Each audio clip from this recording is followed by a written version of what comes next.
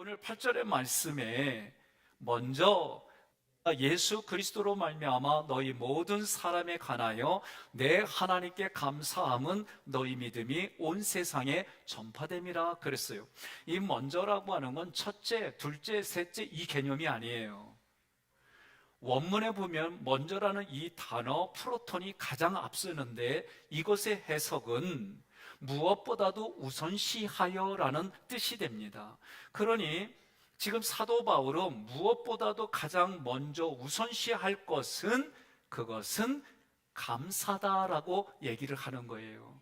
여러분, 감사라고 하는 부분들 사도 바울은 항상 자기가 쓴 편지 앞부분에 이 감사를 썼어요.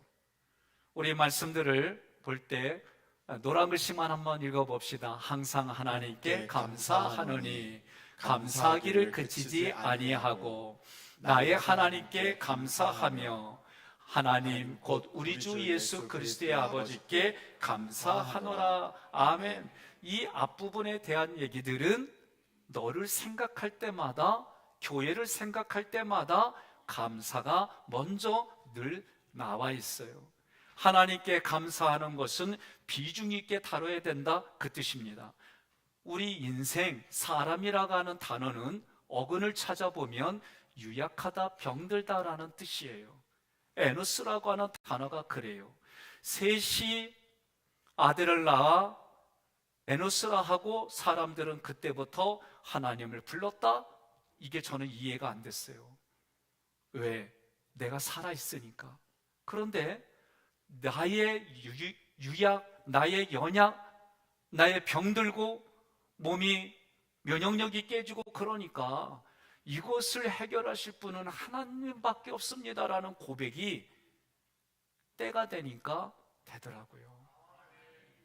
젊으니까 내가 지금 힘이 있는데, 내가 지금 무엇인지 할 수 있는데, 이런 마음을 가지니까 하나님이 필요하다? 이게 가슴에 와닿지 않아요.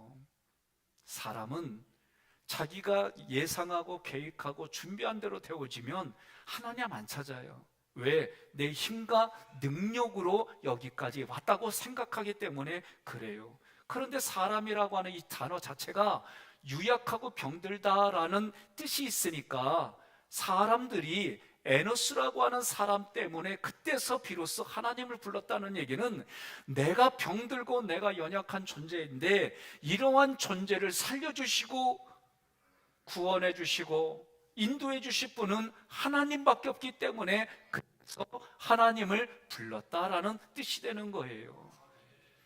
하나님의 은혜만을 구할 때 여러분, 우리는 그 은혜로 이 땅을 살아가는 거예요.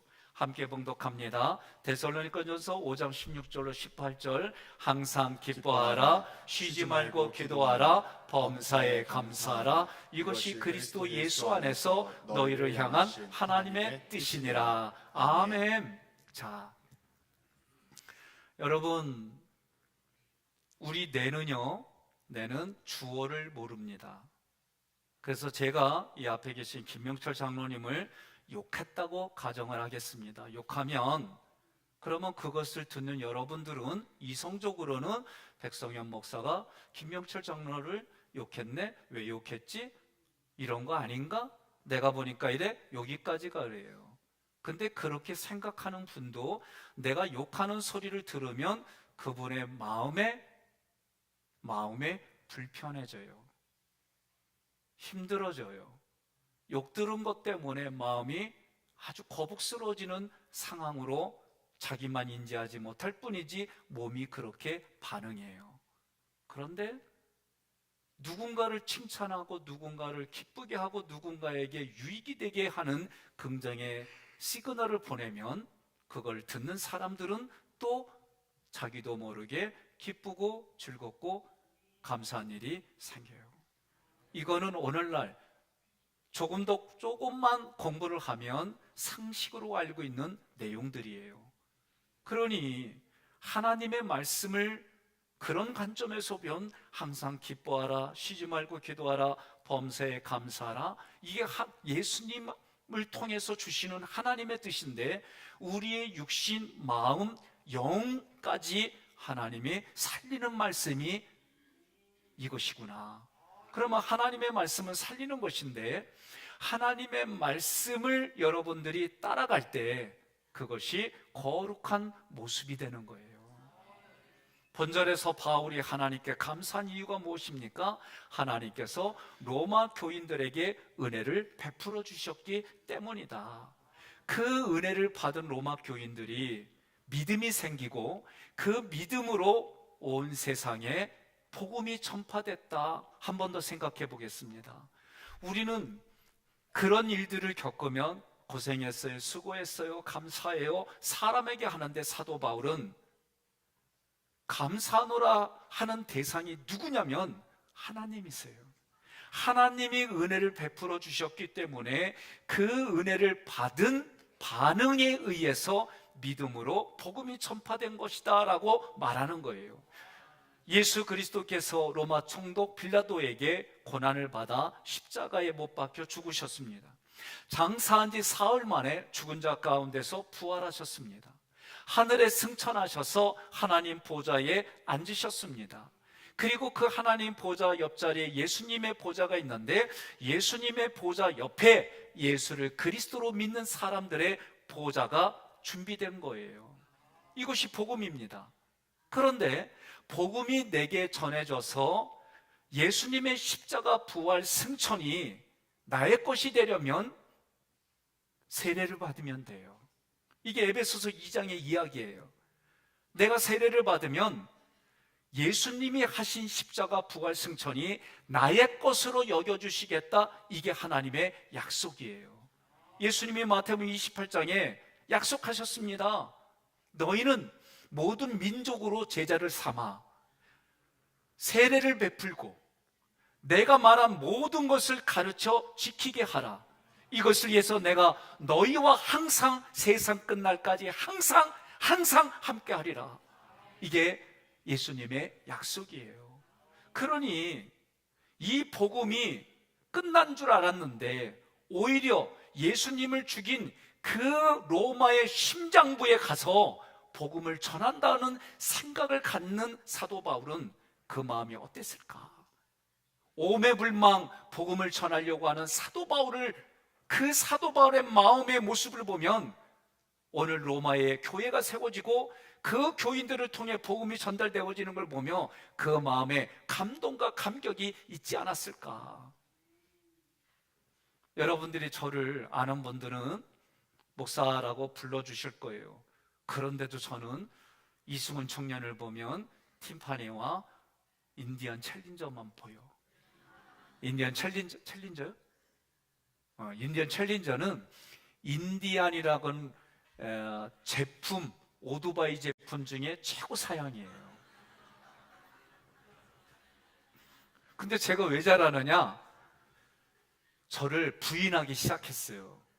할리 데이비드슨 타고 싶은 마음을 안 타자. 타지 말자. 대신에 인디언 오토바이를 타자. 왜? 가격이 줄였어요. 제가 일부러 이렇게 했어요. 내 생각을 한 번에 지우는 게 쉽지 않으니까 하나씩 좀 낮추자. 물질도 낮추고 그러다 보면 마음도 낮춰지고 그러다 보면 안 타겠지. 아멘 안 해줘서 감사해요. 아니 저는 어떤 부분에 내가 마음이 끌리면 그거 한 번에 없애야지 잘 안 돼요. 그러면 내가 기준을 낮추는 거예요. 기준 낮추고 생각도 마찬가지예요. 물건에 대한만 그래요. 사람에 대한 것도 마찬가지예요. 기대가 크면 클수록 아픔도 크다. 왜 아프냐? 간단해요.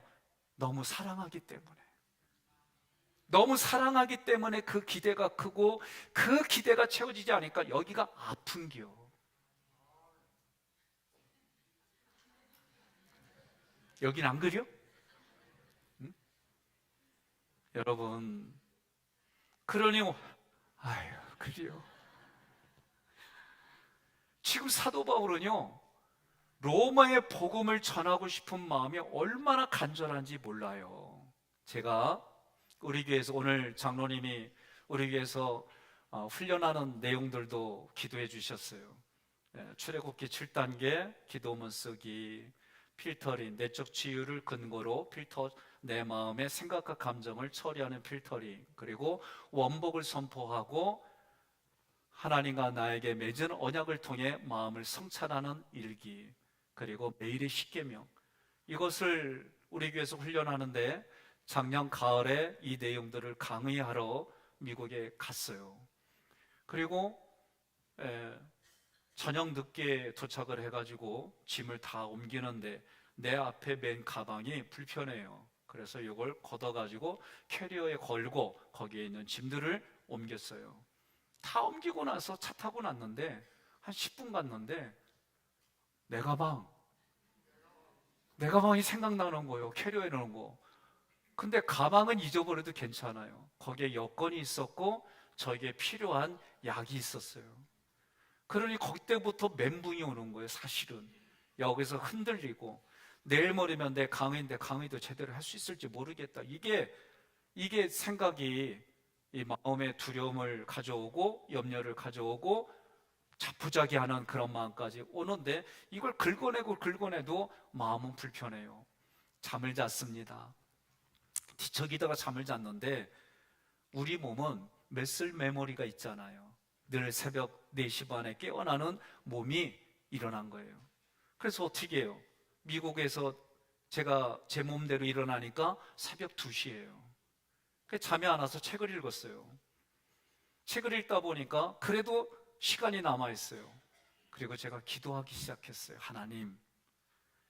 하나님이 허락하지 않으면 이런 일이 이루어질 수가 없는데 제가 이것을 여권과 가방과 약을 잃어버린 게 무엇을 깨닫고자 함입니까? 이 질문을 함과 동시에 내 생각 속에 하나님의 음성이 들렸어요. 하나님의 은혜가 아니면 너는 아무것도 아니다. 이게 가슴에서부터 내 마음에 울려오는 거예요. 그리고 나서 그 말씀이 내 마음에서 메아리 치면서 그냥 눈물이 그냥 쭉쭉 흐르는 거예요. 그리고 내가 뭐라 그러냐면 잊어버린 것도 하나님의 감사가 넘치는 겁니다. 하나님 잊어버린 것도 주님 감사합니다. 내가 이러고 있는데 신앙생활하지 않는 사람이 보면 미친놈으로 보이겠다. 그래도 제가 하나님 앞에 이것도 감사, 저것도 감사. 그런데 그 다음날, 그러니까 그날 많은 목사님하고 선교사님, 사모님들이 저한테 어떡하냐고 안타까워해 주세요. 근데 제 마음은 감사해요. 제 마음은 신기해요. 이거는 이성적으로 제가 설명할 수 있는 길이 없어요. 제가 겪은 걸 이야기할 수밖에 없습니다.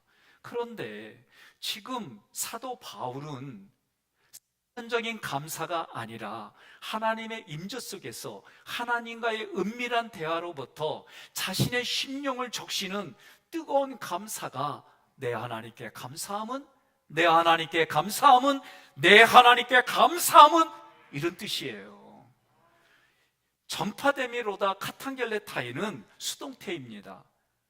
그들의 믿음이 지속적으로 공개적으로 선포되고 있다. 그런데 수동태란 얘기는 내가 의지를 가지고 하는 부분이 아니라 하나님이 은혜를 부어주셔서 이 은혜에 의해서 내가 적극적으로 지금 복음을 선포하고 나를 통해 나의 언행을 통해 살아계신 하나님이 그들에게 흘러가고 있다라는 말씀이 있는 거예요. 사도 바울도 로마 교인들을 볼 때에 로마서 15장 14절에 선함이 가득하고 모든 지식이 차서 능히 서로 권하는 자임을 나도 확신한다라고 말한 거예요. 여러분, 스스로 선함이 가득하고 모든 지식이 차서 서로 권면한 분이 누구예요? 이때는요, 여러분들이 나요! 그래야 되는 거예요. 그러면 설교가 빨리 끝나요. 제가 여쭤봐요, 다시. 선함이 가득하고 모든 지식이 차서 서로 권면하는 분이 누구예요? 나요. 그렇지요. 맞아요. 여러분들이 오늘 말씀을 들으면서 뒤돌아보면 냄새나는 죄와 여러 가지가 있어요. 신기하게 여러분, 죄는요, 냄새로 맡는다면은 냄새 맡기가 어려워요. 고약해요. 죄의 향기는 고약해요. 그러니 고약한 향기를 오래 맡을 수 있다? 없어요. 하나님이 저에게 그걸 체험하게 해주셨을 때에 정말 죄된 그 고약함은 이루 말할 수가 없는 거예요. 하나님, 고약한 냄새 치워주세요. 안 할 수가 없어요.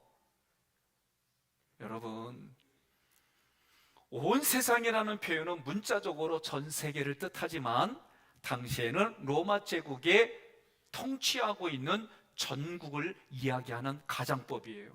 로마는 제국의 수도로서 많은 사람이 왕래합니다. 중심지였습니다. 그러니까 로마 교회에 주어진 믿음이 그렇게 여러 길들을 통해 증거되었겠다라는 추정을 할 수가 있어요. 로마 사회를 보면 타락한 사회입니다. 타락한 사회라고 하는 것은 우리가 말로 표현하기 어려운 가증하고 더럽고 사람의 목숨을 너무 쉽게 죽여버리는 일들이 콜로세움이라는 곳에서 예수 믿는다는 이유 하나만으로 사자와 육식동물의 밥이 되게 했어요. 예수 믿는 것이 무엇이 그렇게 잘못입니까? 그런데요, 우리들 마음에는 두 가지가 있어요. 생각해 보십시다. 예수를 잘 믿는 분을 보게 되면 여러분 어떤 마음이 들어요? 아니, 오늘 우리가 예수 잘 믿는 분 보면 여러분 마음이 어떠시냐고. 편안하고 기뻐요? 감사해요. 어떤 분은 불편해요. 왜? 예수 믿는 사람의 언행을 보니까 자기가 어둠이라는 게 보여지니까, 그러면 물어봅시다. 어둠이 보여지면 어때요? 불편해요. 그래요. 숨기고 싶지 않으세요? 예수 믿는 사람들은 그 어둠이 비춰지면은 회개하면 돼. 세상 사람들은 이거를 숨겨요. 그러면 숨기면서 하는 게 뭐예요? 예수 믿는 사람 없애고 싶어요. 이게 그들의 논리예요. 다른 거 없어요. 이성적으로 과학적으로 얘기하는 거, 그 내면에는 자기가 어둠이기 때문에 싫은 거예요. 빛이 싫은 거. 성경은 단호하게 얘기를 합니다. 우리도 전에는 어둠이었어요. 그러나 그 어둠이었지만 예수님을 통해 회개할 수 있는 기회와 시간을 우리에게 주신 거예요. 그러니 예수 잘 믿는 분을 보면은 협조를 안 한다 그러면 아직 내 마음에 어둠이 있구나. 그리고 어떻게 해요? 회개하시면 됩니다. 이게 중요한 거예요. 사도 바울은 감사함이 넘치고, 왜? 하나님의 은혜를 봐서 깨달았으니까. 그가 하나님을 잘 믿는 특심이 있을 때, 그는 오늘 우리나라 표현으로 하면 명문 가문의 집안이에요. 서울대는 기본으로 나오고 연세대까지 졸업장이 있는 사람이야. 그리고 미국의 시민권을 가지고 있는 사람이에요. 쉽게 말하면 그런 분이 특심을 가지고 예수 믿는 사람들을 잡아서 죽이고 감옥에 가두고 매질했어요. 이유는 단 하나, 예수를 그리스도로 고백했기 때문에. 그런 그가 신비한 방법으로 다메섹에서 오늘도 예수 믿는 사람을 잡으러 가다가 예수님의 음성을 듣고 예수님을 만나서 그가 바뀌었어요. 그리고 그가 가지고 있던 명문, 가문, 학벌, 그리고 로마의 시민권을 배설물과 같이 여겼어요. 배설물과 같이 여긴 이유는 무엇이냐? 단 하나, 예수를 그리스도로 고백한 이 가치가, 예수의 그 생명이 얼마나 소중한지 깨달았기 때문에 그는 자기가 지금까지 힘의 근거로 가지고 있던 것을 배설물로 버렸던 거예요. 그런 사도 바울이 로마 시대에 로마가 얼마나 타락했는지 그 가운데서도 예수 믿는 사람들이 거룩한 삶을 추구하는 거예요. 제가 오래전에 어느 어르신을 만나고 복음을 전하고 그리고 예수 믿으시라고 권면했더니 대답은 안 해요. 그런데 이런 얘기는 해요. 전도사 양반, 그래도 나는 며느리는 교회 다니는 사람을 얻을 거네. 그 말씀을 하시더라고요. 세상 사람들도 자기의 며느리, 자기의 사이를 고을 때에 예수 믿는 사람을 얘기를 하는데, 저는 오늘 여러분들이, 우리의 자녀들이 배우자를 택할 때에 예수 믿는 배우자 택할 수 있도록 기도하시기를 바랍니다.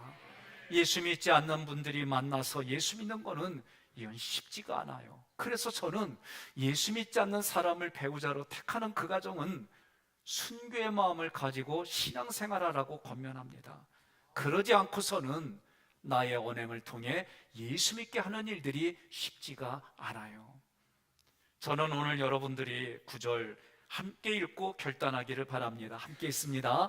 내가 그의 아들의 복음 안에서 내 심령으로 섬기는 하나님이 나의 증인이 되시거니와 항상 내 기도에 쉬지 않고 너희를 말하며. 아멘. 오늘 본절에서 사도 바울은 하나님을 자기의 증인으로 삼았어요. 말도 안 되는 것 같은 얘기예요. 그런데 성경의 에베소서 골로새서를 보면 하나님이 계획하셨어요. 지금을 살아가는 나를 구원하시려고 계획하셨어요. 그리고 예수님이 2025년 전에 나를 구원하려고 십자가에 못 박으셨어요. 그리고 이러한 것들의 보증을 성령님이 서주셨어요. 오늘 옆 사람이 물어봐요. 지금은 이제 연대 보증이 많이 사라졌지만 얼마 전까지만 해도 이 나라에서 보증 잘못 쓰면 인생 망했어요. 그래서 저도 목회하는 데에서 뭐라 그러냐면 보증 쓰지 마.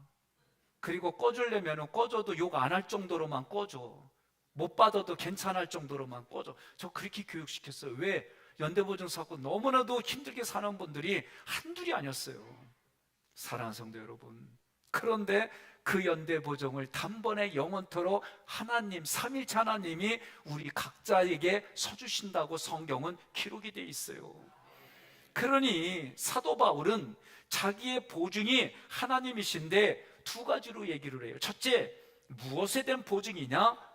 아들의 복음 안에서. 이 말은 사도 바울은 때를 얻든지 못 얻든지 항상 복음을 전달했다는 거예요.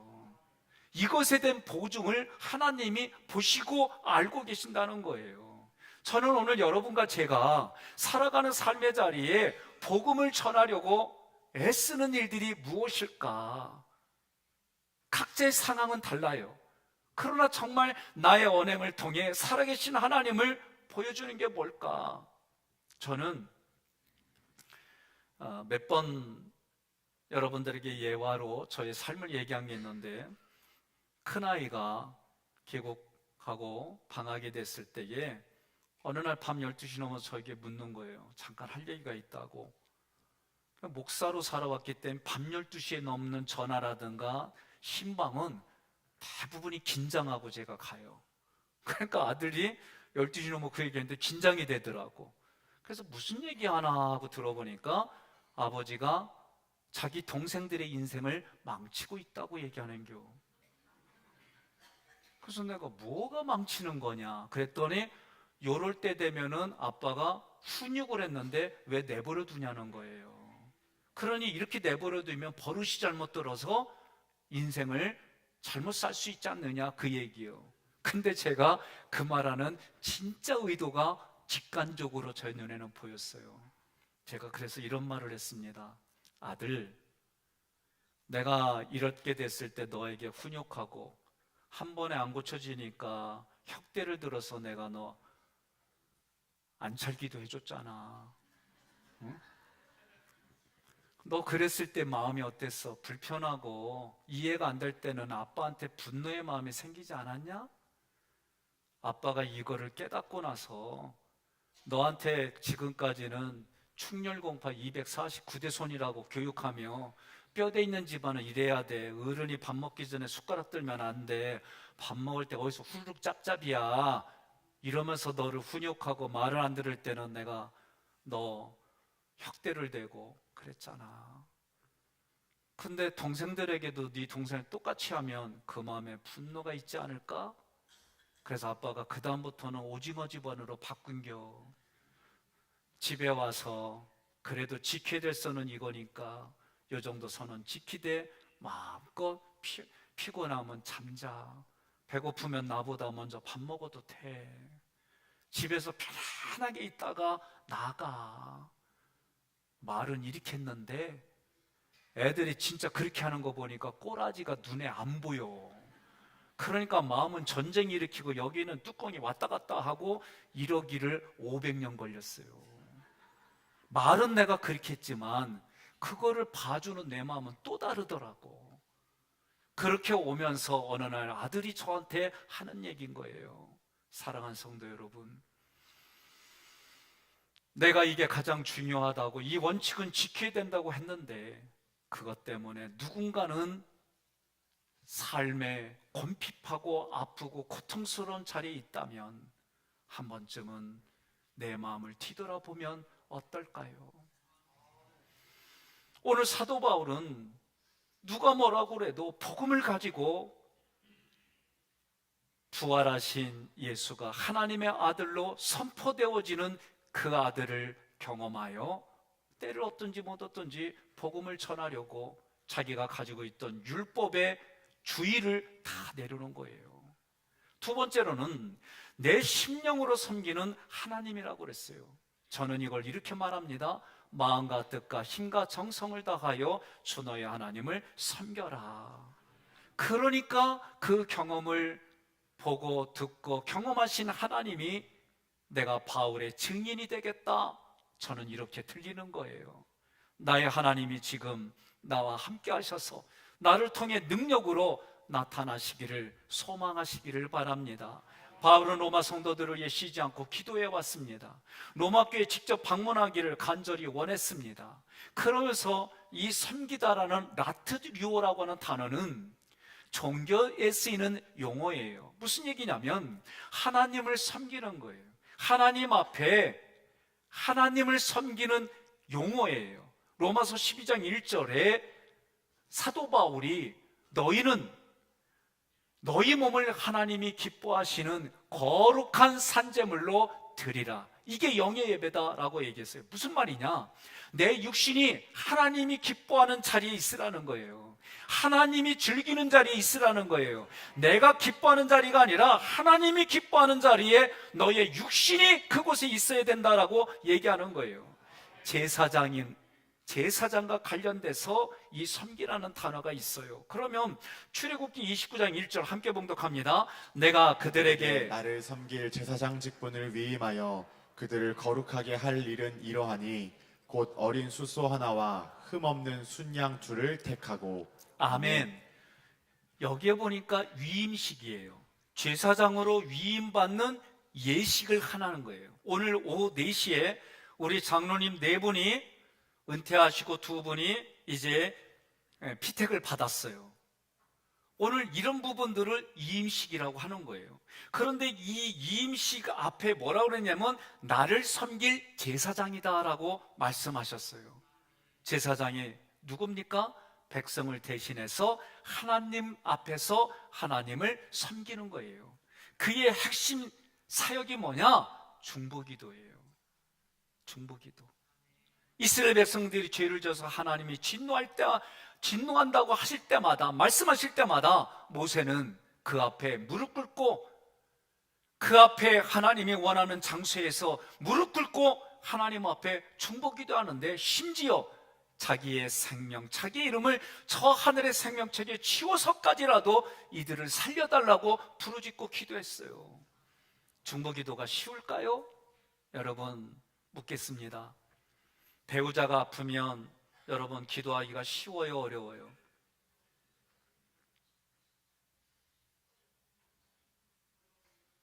어려워요? 어려운 분은 이 안에서 죽이고 싶은 배우자요? 지어버리고 싶은 배우자요? 무슨 말인지 잘 알아들었어요. 자기 배우자니까 기도해 주기는 쉬워요. 중보기도 자체는 힘든데 기도해 주기는 쉬워요. 왜? 내가 사랑하는 사람이고 함께하는 사람이니까. 다시 질문합니다. 여러분들의 자녀들이 아프면 기도하기 쉬워요, 어려워요? 쉽지요. 왜? 엄마는 내 배를 아파하며 목숨 걸고 난 아이고, 부성애는 아버지 또한 처자식을 먹여 살리며 그 자녀들을 위해 기도한 부분들이 있으니까 내 자식이니까 기도하기가 쉬워요. 물어봅시다. 전혀 알지 못하는 사람을 위해서 기도하기가 쉽습니까? 어렵습니까? 어려워요. 왜 어렵냐? 모르기 때문에 어려워. 한 번 더 마지막으로 질문하겠습니다. 내가 미워하고 내가 싫어하고 진짜 성경의 표현대로 왼수를 위해서 기도하라 그러면 어떠세요? 어려운 게 아니라 안 하지. 그런데 오늘 사도 바울이 하는 얘기는 내게 유익하고 착한 사람만 위해서 기도하는 게 아니라 나의 원수일지라도 그들을 위해 기도하는 마음이 이 안에 담겨져 있어요. 이게 제사장의 모습이에요. 그러니 하나님 앞에 원수 짓을 하니까 하나님이 내가 니네들 멸절시키겠다.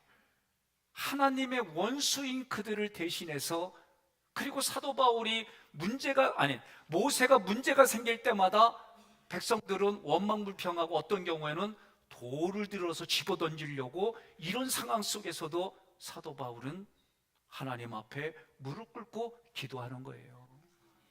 그러니 이게 섬기다라는 얘기인데 사도 바울도 오늘 여러분들처럼 쉽지 않다라고 표현했어요. 고린도후서 11장 28절로 29절 함께 봉독합니다. 이런 일 외에도 날마다 여러 교회에 대한 염려 때문에 내 마음은 무거웠습니다. 누가 약해지면 내 마음도 약해진 기분이었고 누가 죄를 지면 내 마음도 아팠습니다. 아멘. 누가라고 하는 속에는 원수이든 누구이든지 간에 포함이 되어 있는 거예요. 그런데 그가 얘기가 뭐예요? 교회들에 대한 안타까운 소리를 들으면 마음이 무겁고 그 무거운 것 때문에 염려도 생기고 여러 가지 그런 생기들 속에 더군다나 누군가 신앙에서 떠나고 신앙이 약해졌다면 자기도 약해진 것처럼 무기력해지고 누가 죄를 지면 내가 지은 죄도 아닌데 그것 때문에 가슴 아파하고 그래서 그는 중보기도 했다라고 얘기하는 거예요. 이런 심정을 가지고 중보기도 했으니 바울은 성실한 사람이에요. 왜냐하면 하나님은 사람의 심령을 감찰하고 모든 것을 아시는 분이기 때문에 그 하나님이 사도 바울의 증인이 기꺼이 되신 거예요. 여러분과 저는 깨달아야 됩니다. 골로새서 에베소서의 말씀의 핵심 뭐냐? 하나님이 여러분과 저를 구원하시려고 계획하시고 고르고 또 골라서 오늘 여러분을 이 자리에 예수 그리스도를 통해 앉혀주신 거예요. 이러한 일에 여러분들이 육신이 흙으로 돌아가는 그 시간까지 성령 하나님께서 내가 이 인생의 보증이 되겠다, 삼일째 하나님이 하신 이 모든 것에 반응을 보이고 신앙생활은 너의 삶에 내가 보증이 되겠다, 보이지 않는 도장으로, 영의 도장으로 우리 이마에 도장을 찍은 거예요. 저는 그렇게 믿습니다. 바울은 하나님을 증인으로 내세워 자신의 말에 보증을 받았습니다. 사도 바울은 자신의 모든 언행이 하나님이 기뻐하시는 것, 하나님 마음에 드시는 그런 언행으로 최선을 다했습니다. 단순 반복 지속적으로 행한 사도 바울의 삶은 중보기도의 삶이었어요. 여러분, 중보기도는 어렵지요. 그러나 지난 한 주간 수요일부터 사순절이 시작되면서 우리 목회자들이 여러분들이 두렵돈의 심정으로 넣은 기도의 제목을 하나하나 읽어가며 이 자리에서 중보기도해요. 2주차가 내일부터 들어갑니다. 여러분 함께 합시다.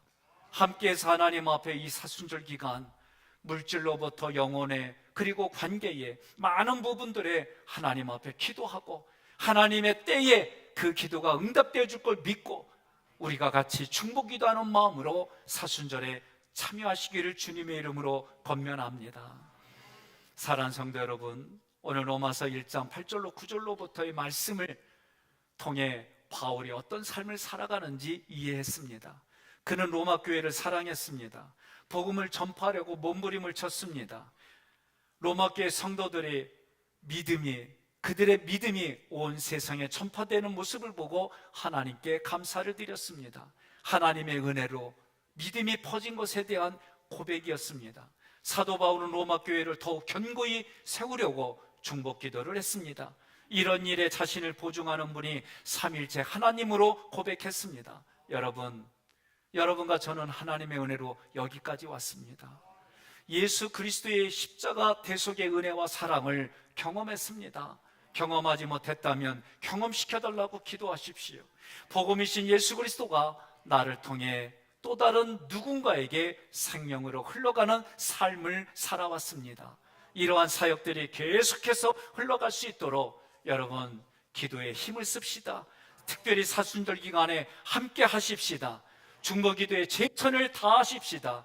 그래서 모두가 기도의 응답을 받고 더욱 하나님의 은혜와 사랑이 흘러넘치는 삶이 되시기를 주님의 이름으로 권면하며 축복합니다. 오늘 말씀을 PPT로 정리해봤습니다. 항상 여러분을 기억하며 쉬지 않고 기도합니다. 있습니다. 본문에서 사도 바울은 로마 교회 성도들의 믿음이 온 세상에 전파됨을 감사하며 그들을 위해 쉬지 않고 기도한 내용을 기록하고 있습니다. 그러면 사도 바울의 감사하는 삶을 첫 번째로 얘기를 했는데 이게 무슨 내용일까? 감사의 우선순위 있습니다. 바울은 편지의 서두에서 무엇보다 먼저 감사했습니다. 우리의 신앙도 감사로 시작하는 태도가 중요합니다. 이 감사의 내용을 보니까 믿음으로 복음이 확산된 거예요. 있습니다. 그들은 박해 속에서도 신실한 믿음을 지켰습니다. 그들의 삶을 통해 복음이 자연스럽게 전파되었습니다. 바울은 기도의 삶이었다라고 우리는 두 번째로 말할 수가 있는데 바울의 기도 원칙과 그리고 우리 성도들이 책임이 무엇인지 읽어보겠습니다. 기도는 단순한 요청이 아니라 하나님과의 깊은 교제입니다. 바울은 하나님을 자신의 기도의 증인으로 세웠습니다. 바울이 이렇게 했다면 바울처럼 다른 성도를 위해 기도하는 것이 중요한데 그렇다면 우리가 하는 기도는 어떤 기도일까? 같이 있습니다. 기도는 교회를 세우고 믿음을 견고하게 만듭니다. 아멘. 오늘 말씀을 가지고 내 삶에 적용을 이렇게 하시기를 바랍니다. 함께 있습니다. 항상 감사하며 쉬지 않고 기도하는 믿음의 사람으로 살아갑시다. 아멘.